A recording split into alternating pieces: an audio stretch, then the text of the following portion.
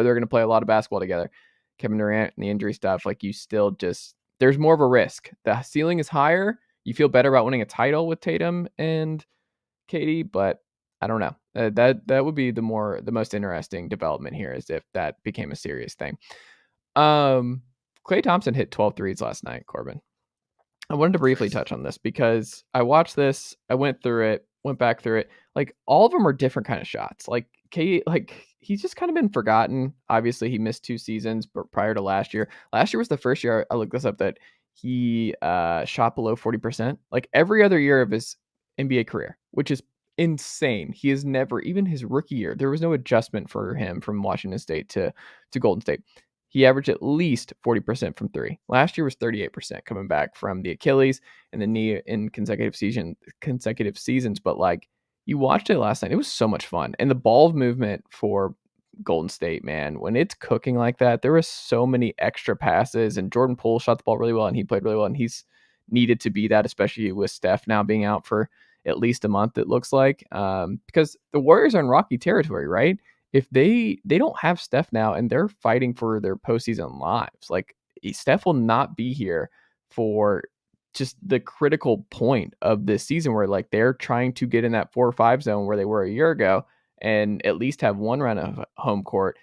But without him, you could easily see them be a play-in team. And then it's like, well, you're probably not winning the title because play-in teams generally, like they're just not running the gauntlet like that down there. I am so fascinated to see what Klay does because I think this might be the under-talk, but we're like, oh, who's going to step up? Is it going to be Kuminga? Is it going to be Draymond? Is it going to be Andrew Wiggins? Starting to figure out, I'm like, what if it's just Klay is going nuclear more nights than not? I mean, what if this 12-3 performance is kind of like, oh, Klay is just going to take over for a month and have a crazy usage and take a lot more off the dribble threes and just be like, I'm putting the team on my back. I'm putting Steph and this team on my back because I've been away. And I want people to remember that just I'm a star and I can still do this thing at my age.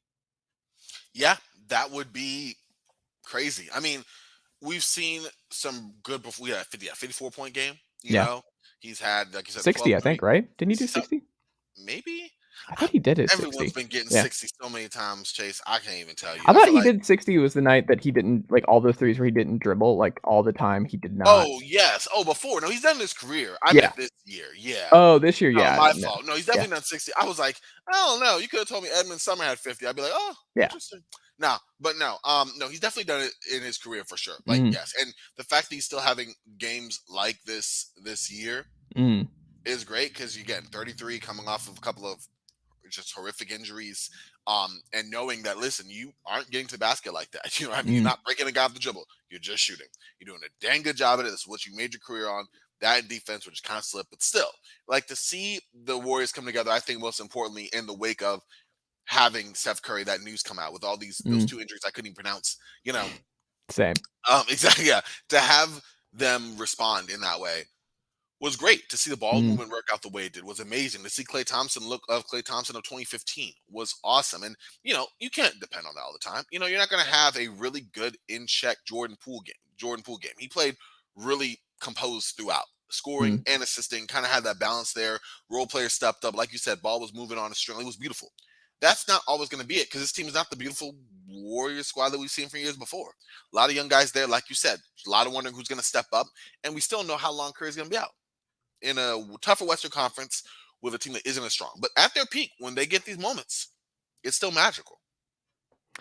It is, and I'm excited to see what they look like over the next month. We're going to learn a lot about who the Warriors are and if they can still win the title this year over the next month. And they'll have to do it without Steph.